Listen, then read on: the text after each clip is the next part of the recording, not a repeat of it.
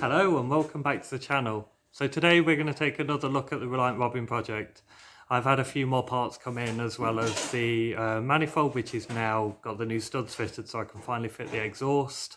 I want to have a go at fitting the alternator, and I also want to have a go at trying to free the brake adjusters off on the front wheel.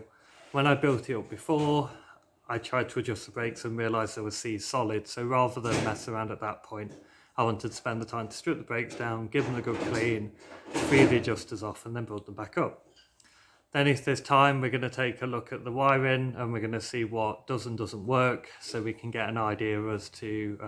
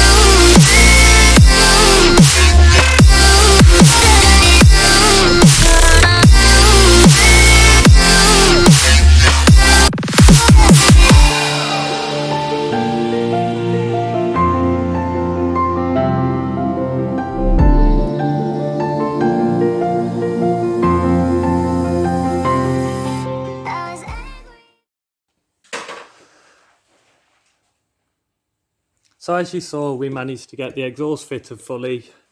We put the old clamp on here because I haven't got a new clamp unfortunately, but we have sealed the joint up there properly with some sealant, just hopefully stop it from blowing so much. Although this exhaust was fairly cheap, it's actually an incredibly good fit. It bends around nicely, doesn't catch on anything. Still need to sort this earth wire out, but my intention is just to put a new wire on here and then connect it to the suspension here as it should be.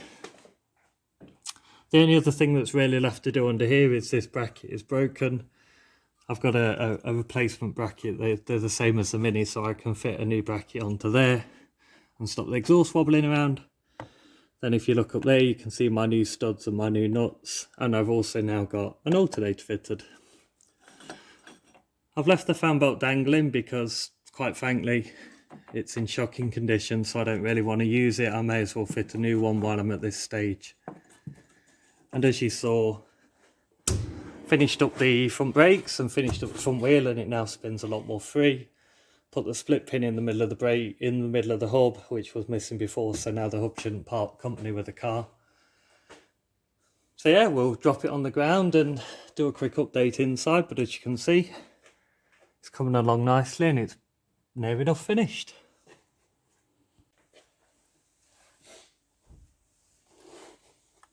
So unfortunately I didn't capture much of this on film, mainly because there's not a space in here, and also my camera ran out of battery. So the problem that I'm having is the wires on the back of the ignition switch are now connected in what I think is the right order. I've got lights on the dashboard and I've also got the headlights working, but as you can hear,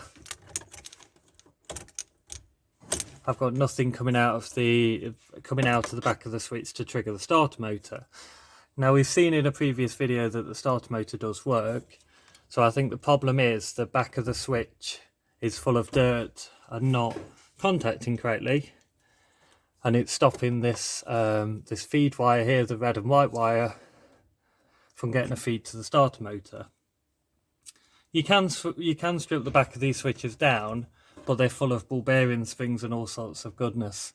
So I'd prefer not to do that, and my plan is to buy a replacement back of the switch just to get that working. But in terms of things that do and don't work, we've got wipers, as you can see. We've now got a clean bit on the windscreen. The washers work, the headlights work, but the only thing that doesn't work is the indicators. Now, same as a Mini, we have two flash units for the Reliant Robin. And as you can see from this one, the terminal is incredibly corroded. So my guess is these flash units are no good, because it is a common fault on these as well as Minis.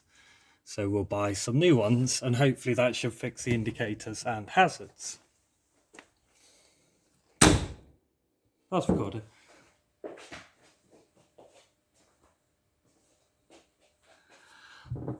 That just leaves me to say thank you for watching the video, and hopefully catch you next time. Goodbye.